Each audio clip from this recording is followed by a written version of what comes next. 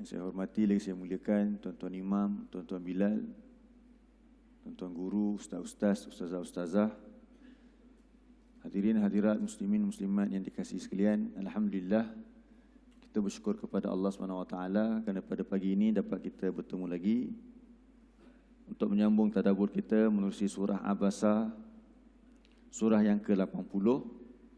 Dan pada pagi ini kita akan sambung bahagian yang seterusnya, iaitu tentang hari kiamat setelah Allah menceritakan kepada kita tentang penciptaan, urusan-urusan penciptaan. Kemudian Allah nak ceritakan pula tentang urusan hari kebangkitan, iaitu bermula daripada ayat yang ke-33.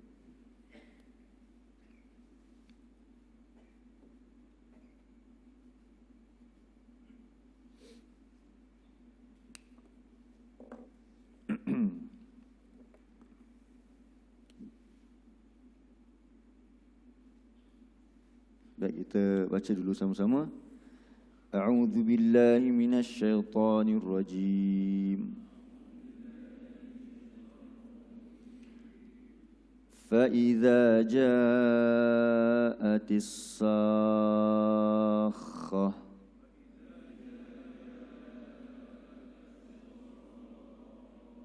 Kita terjemah terus. Fa masuk fa. Fa maka. Iza apabila. Iza ni dia satu, dia zaraf zaman, dan yang kedua dia syartiyah, syarat. Jadi dia ada jawab nanti. Apabila sekian, maka sekian. Dia kena ada macam tu. Maka apabila keadaan yang nak disampaikan di sini, ja'at. Ja'ati itu asalnya ialah ja'at. Ya, ja'at. Iaitu ta tu berbaris sukun. Ta berbaris sukun. Tapi kat situ kenapa dia baris bawah? Sebab pertemuan dua sukun. Ja'at sepatutnya sukun, lepas tu ada alif lam selepas itu. Jadi tentulah nak bunyi dia payah kan? Dia ja'at, jumpa sad, ada sabdu lagi kat situ, nak bunyi macam mana? Jadi dia kasrahkan, ja'atis sakhah. Jadi ja'at ini fi'il madi, domir dia hiya. Tu ta tu namanya ta taknis. Ja'at telah datang oleh ia. Telah datang oleh ia. As-sakhah. As-sakhah. As-sakhah adalah maksudnya bunyi yang sangat dahsyat. Sakhah ialah maksud dia bunyi yang sangat dahsyat. Dia isim fa'il bagi perkataan sakha. So bila cerita tentang hari kiamat ni, kebanyakan perkataan pada hari kiamat dia mesti ada ta marbutah kat belakang tu. Dia ada ta marbutah. As-sakhatu tu. Ta marbutah tu, ta simpul kan kita panggil.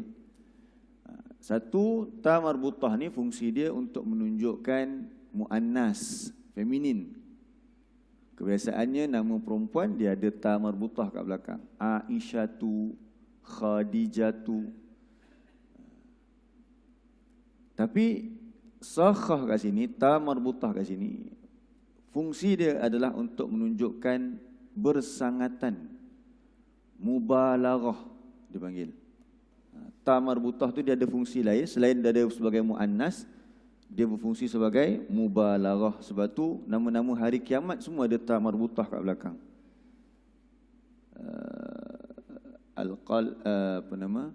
Al-Qari'ah.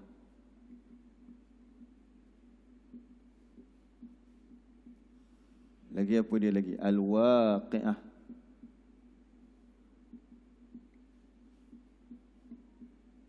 Lepas tu Al-Haqqah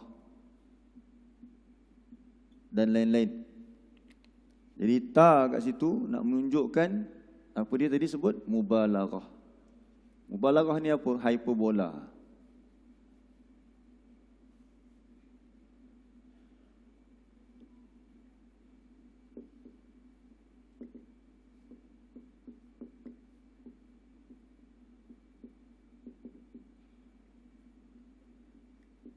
iaitu bersangatan. Qari'ah contohnya surah Al-Qari'ah. Al-Qari'ah, Qari'ah maksudnya pukul, yang memukul.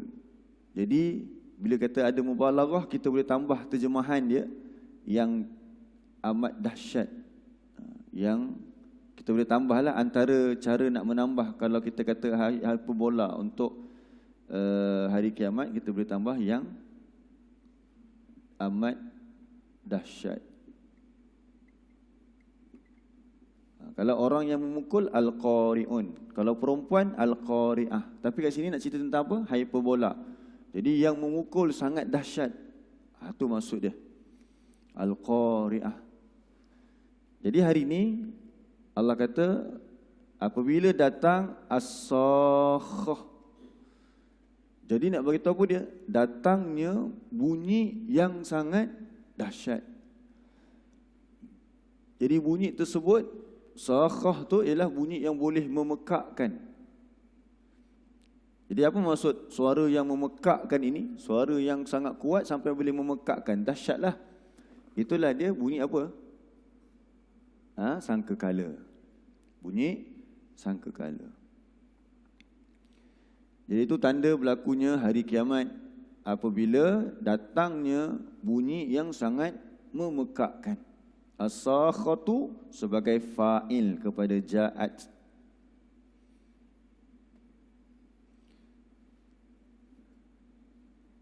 Kemudian ayat seterusnya Allah ceritakan situasi apabila berlakunya hari kiamat itu.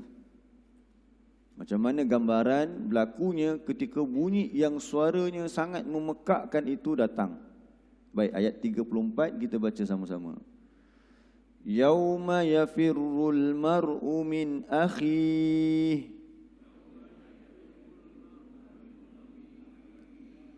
Jadi pada hari, bila berlakunya suara yang memekakkan itu, ia akan berlaku pada hari yafirru, yang ia berlari. Yafirru tu maksudnya apa?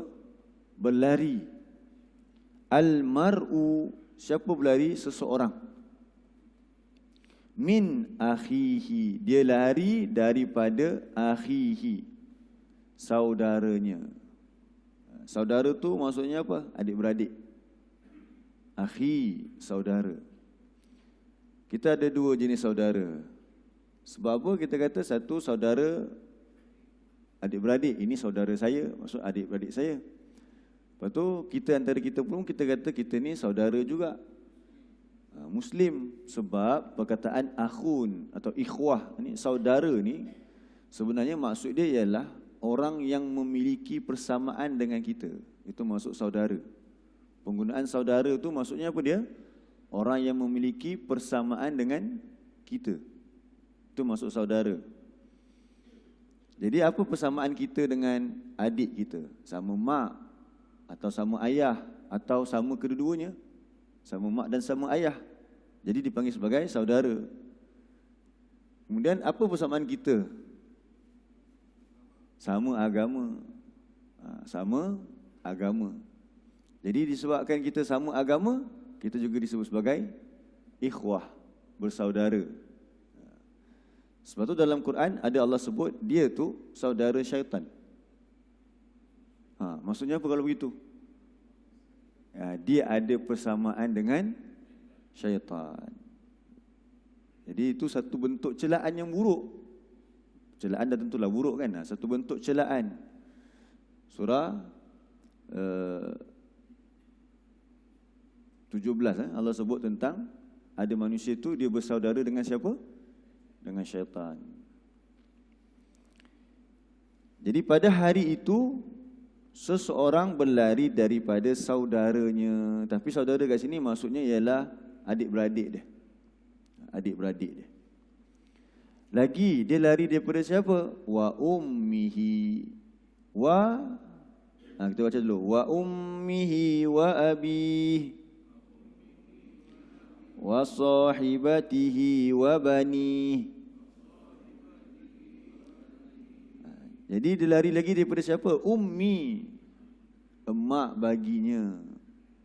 Emak dia pun dia lari daripada emak dia. wa abihi dan bapanya, bapa baginya. Wa sahibatihi, sahib. Sahib ini maksudnya orang yang ada bersama dengan kita.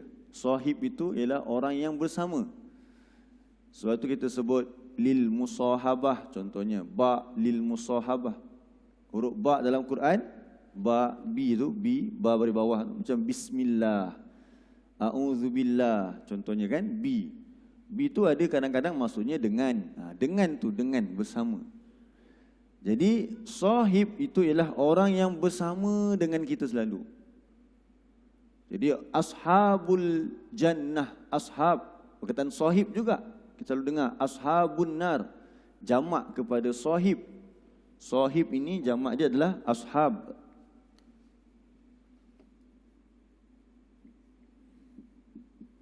Jamak dia apa? Ashabu. Jadi kenapa disebutkan sebagai ashabul jannah, ashabun nar? Dia terjemah penghuni. Sebab nanti dia akan sentiasa bersama dengan nikmat-nikmat di dalam syurga tu. Sentiasa bersama dengan nikmat dalam syurga. Dan dia sentiasa bersama azab neraka. Jadi dia sentiasa bersama. Sahabat Rasulullah, sahib, ashab, sahabah. Kenapa mereka dipanggil sebagai sahabah? Sebab mereka sentiasa bersama dengan Rasulullah. Jadi dalam hidup kita ini, siapa sahib kita? Isteri. Sebab tu diterjemahkan sini maksud dia isteri. Kenapa isteri? Dialah orang yang paling sentiasa bersama dengan kita. Sahib kita. Isteri-isterilah. Tu ikut rezeki masing-masing je ya. Jadi isterinya termasuklah isteri-isteri dia lah. Wa bani, bani dia berkaitan banin, iaitu anak-anaknya, anak-anaknya. Jadi hari tersebut ialah hari di mana manusia lari daripada orang-orang yang sangat dekat dengan mereka. Adik-beradik dia, ayah dia, ibu dia dan isteri dia dan juga anak-anak dia. Sebab apa? Kita baca ayat 38. Likulli imri'in minhum yawma idzin sya'nun yuni.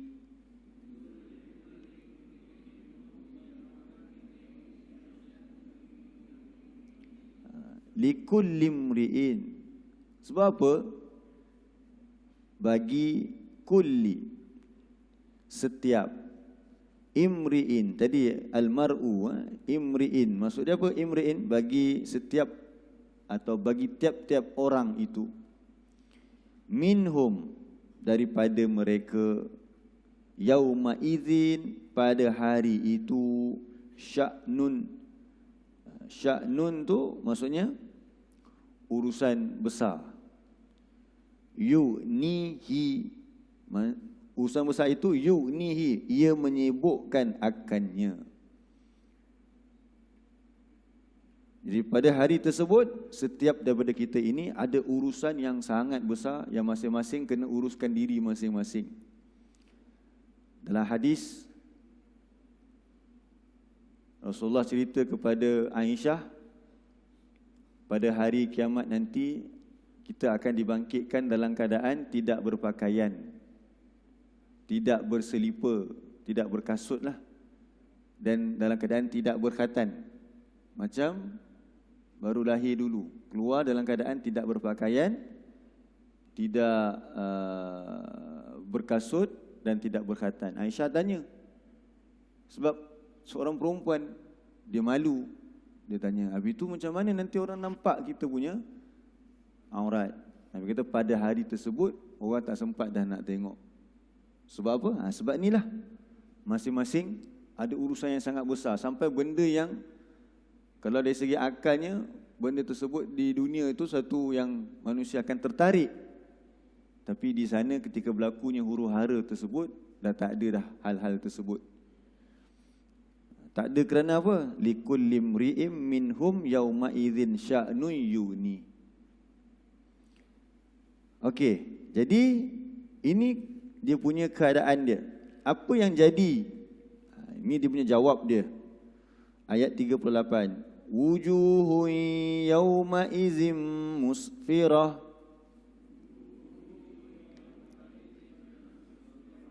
Wajah-wajah, wujuh jamak kepada wajhun.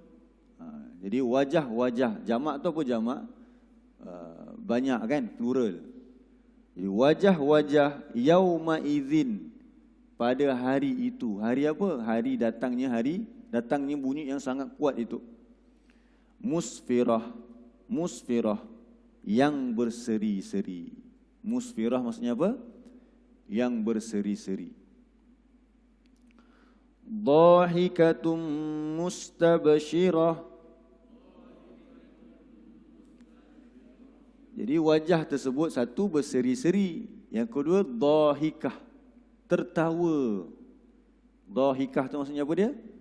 Tertawa. Sebab apa tertawa? Mustabshirah, sangat gembira. Mustabshirah tu sangat gembira. Kemudian ada lagi satu pula wajah yang lain. Wa wujuhun yawma idzin 'alaiha ghabarah.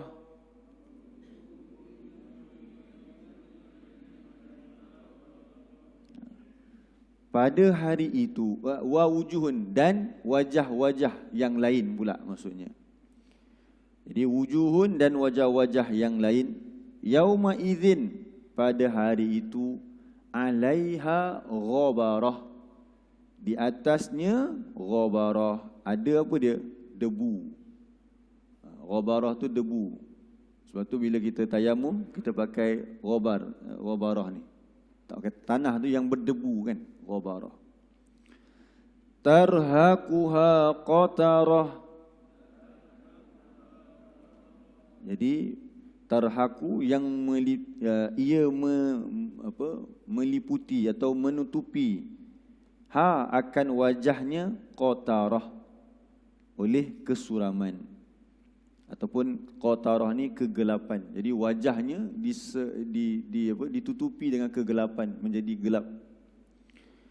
Ulaika humul kafaratul fajarah.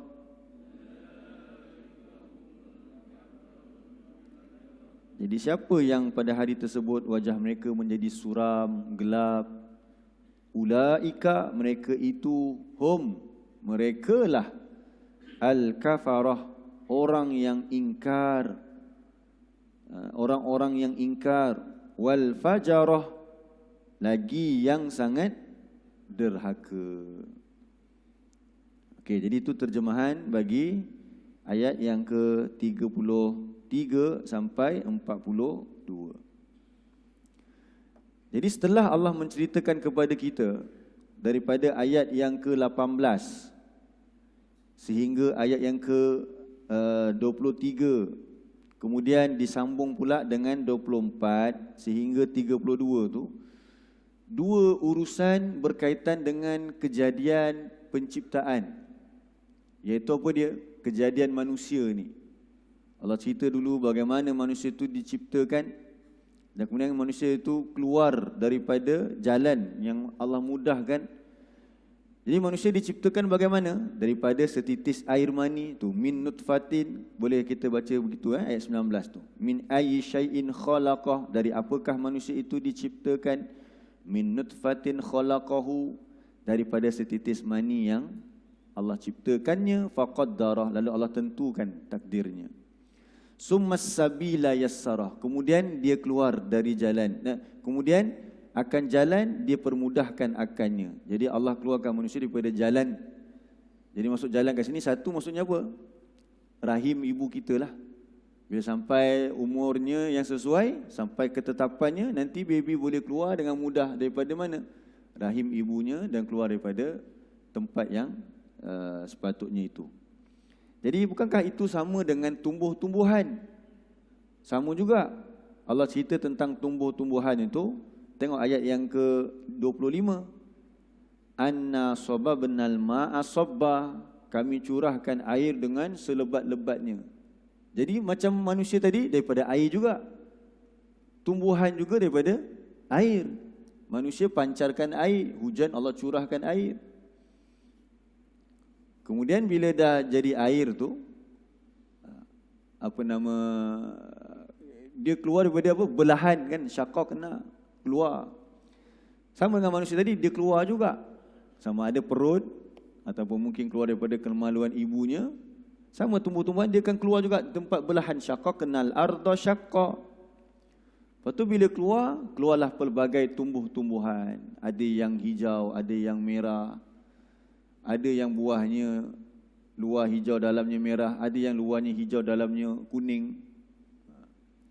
Sama dengan manusia, dia keluar daripada perut ibunya daripada air yang sama juga, air mani itu warnanya sama je air mani, tapi keluar pun pelbagai, ada yang gelap, ada yang tinggi, ada yang rendah.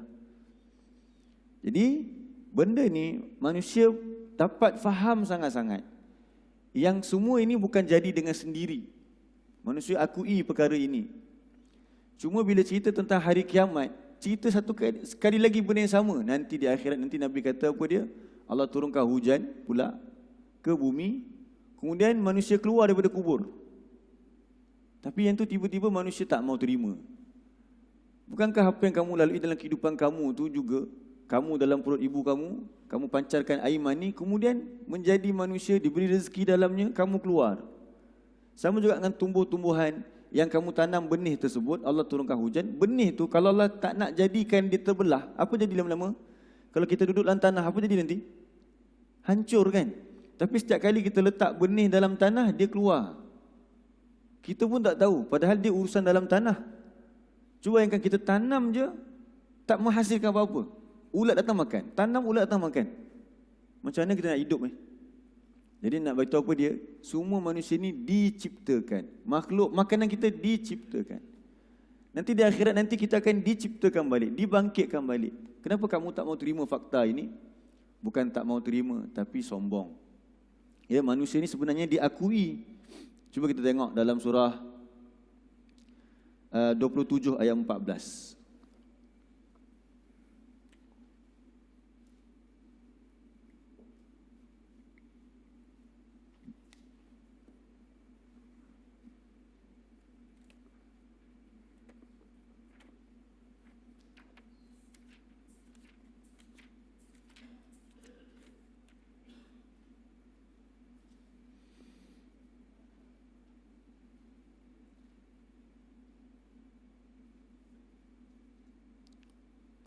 Muka surat 378.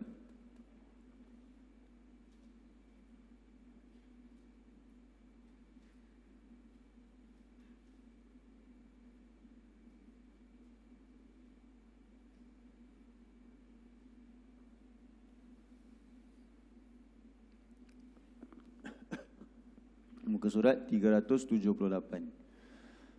A'udzu billahi minasy syaithanir rajim. Wajahadu biha wastaiqanatha anfusuhum zulman wa 'uluwa.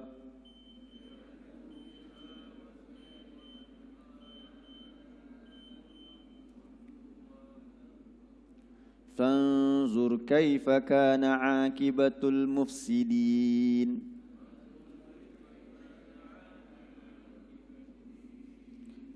Dan telah ingkar oleh mereka terhadap ayat-ayat Allah. Ayat ni ada dua kan? Satu ayat maksudnya Al-Quran. Yang kedua ayat ni sebenarnya maksudnya apa? Ayat dulu. Sebelum kita kata ayat Quran. Kenapa ayat ni ada dua? Satu bentuk Quran, satu lagi alam, sebab ayat sama dengan maksud alamat. Maksud alamat tanda-tanda. Sebab tu kita pun ambil dalam bahasa Melayu, alamat awak apa? Maksud alamat asalnya bahasa Arab, iaitu tanda. Tanda rumah awak apa? Nombor 26, jalan sekian-sekian. Tanda-tanda. Jadi dalam ayat ni Allah kata, manusia ingkar akannya. Nya tu balik kepada ayat-ayat Allah lah. Jadi ayat, tanda-tanda Allah tu, satu Quran yang kita baca ini. Yang kedua alam ini. Macam kita sebut tadi tentang apa dia? Kejadian manusia. Manusia hanya memancarkan air mani. Lepas tu sperma tu bersenyawa dan sebagainya, siapa yang buat tu? Begitu juga dengan benih yang kita tanam dalam tanah tu. Kalau Allah nak takdirkan dia dimakan ulat, tak dia apa? Hancur dimakan tanah begitu. Tapi yang kita tanam tu, sawah padi tanam penuh. Banyak hasilnya. Sebab Allah yang jadikan, bukan dengan urusan kamu. Nanti kamu lepas masuk dalam tanah, kamu hancur dalam tanah, kemudian Allah nak jadikan balik, kan tak ada masalah. Nanti kita akan tengok ayat yang sama juga apa yang kita sebut ni. Jadi manusia ni ingkar terhadap ayat ini, terhadap bukti-bukti ini. Wastaiqanatha, dalam keadaan apa dia? Istaiqanatha.